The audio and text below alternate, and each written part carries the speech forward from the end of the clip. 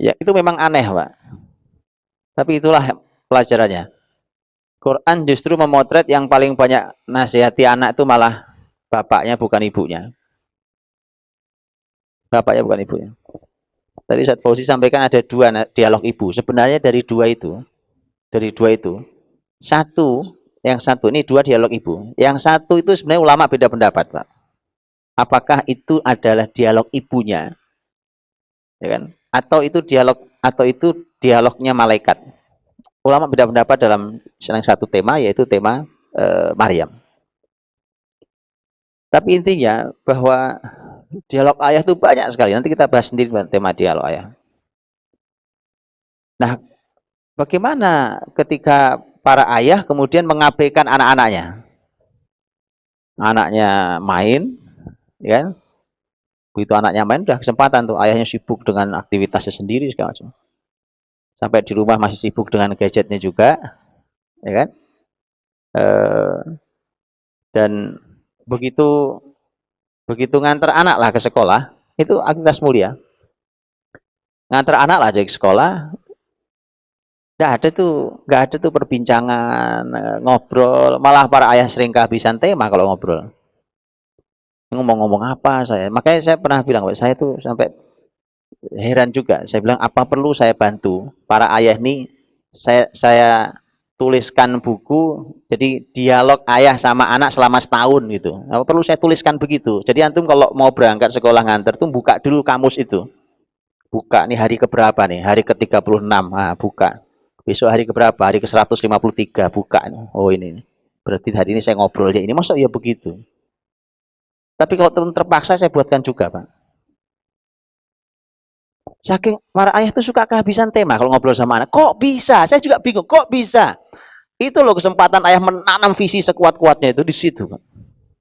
Kan visi itu nggak bisa ditanam. Antum kalau punya perusahaan saja kan nggak mungkin kan. Namanya mau nanam visi perusahaan kepada seluruh karyawan yang ada itu kan nggak bisa sekali itu selesai kan nggak mungkin. Sekali besok diulang lagi, kapan pelatihan lagi, besok workshop lagi, besok ini kan gitu. Apalagi ini generasi masa depan, Pak. Nah, jadi kesempatan mahal. Rasul boncengi anak kan. Salah satunya ketika Nabi memboncengi sahabat mulia Abdullah bin Abbas. Ngobrolnya panjang, Pak. Panjang ngobrolnya. Dan diobrolkan dahsyat. Atau tahu kan hadis Nabi tentang nasihatnya pada Abdullah bin Abbas. Dan itu jadi kenangan tersendiri buat Abdullah bin Abbas, Pak. Begitu anak-anak itu punya kenangan. Abdullah bin Abbas punya kenangan. Kuntu radifan Nabi sallallahu alaihi wasallam yauman. Suatu hari saya diboncengi Nabi sallallahu alaihi wasallam. Kemudian Nabi berkata, "Ya gulam, nak, ihfazillah yahfazka." Jagalah Allah, Allah menjagamu. Ihfazillah tajidhu tujahak. Jagalah Allah, kau jumpai Allah ada di hadapanmu. Kalimatnya lugas-lugas begitu, lihat. Karena waktu itu umurnya Abdullah bin Abbas, saat itu umurnya, karena Abdullah bin Abbas itu waktu Rasul wafat umurnya baru 12 tahun, Pak. Karena SD, anak kita SD itu ya, usia SD. Jadi kurang lebih di bawah sepanjang usia SD itulah ke peristiwa itu kejadiannya. Wa idza sa'alta fas'alillah. Kalau minta, mintalah sama Allah. Wa idza sta'anta fasta'in billah. Kalau minta tolong sama Allah.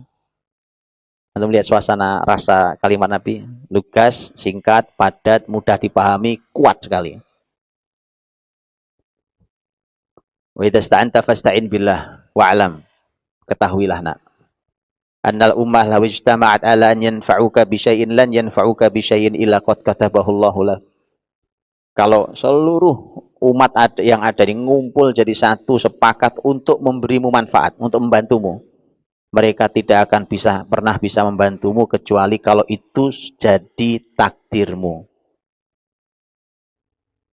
Sebaliknya, wa in ijtama'u ala yadurruka bi syai'in lan yadurruka bi syai'in illa qad katabahu Allahu 'alaik. Rufi'atil aqlam wa jaffatis suhuf. Tapi kalau mereka sepakat untuk mencelakaimu, seluruh manusia sepakat untuk mencelakaimu, itu tidak akan pernah terjadi kecuali memang ada takdirmu celaka di sana. Antum bayangin, Pak, anak SD ngomongnya begitu tuh kira-kira gimana SD-nya itu? Sekolahnya Pak ya.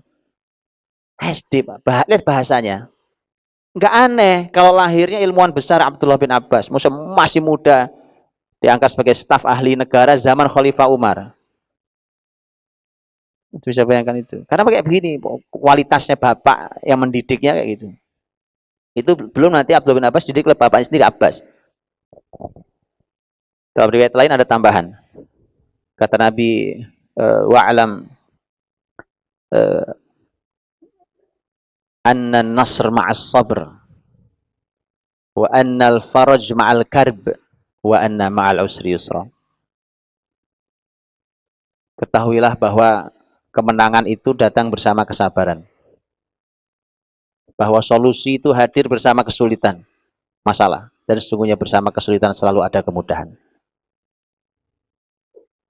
Ta'arraf ilallahi fir rakha ya'rifka fi syiddah. Kenalilah Allah nak saat kamu dalam keadaan lapang. Lagi senang, lagi banyak duit, lagi sehat. Kenali Allah. Saat lapang, nanti Allah mengenalimu saat kamu sempit. Ya, konsep-konsep hidup bukan? Itu mahal Pak. Sekarang itu yang punya konsep hidup kayak gitu siapa coba? Itu orang umur berapa? Ini pelajaran SD.